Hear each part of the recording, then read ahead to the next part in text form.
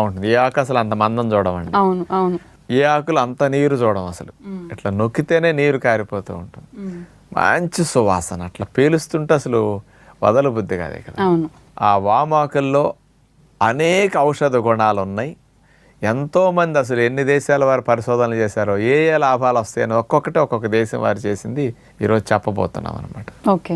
అసలు ఫస్ట్ అన్నిటికంటే అందులో ఉండే కొంచెం ఆ ఫ్లేవర్ స్పెషల్గా, అందులో ఉండే కొన్ని కెమికల్ కాంపౌండ్స్ డైజెస్టివ్ సిస్టమ్కి అద్భుతంగా పనికొస్తాయి.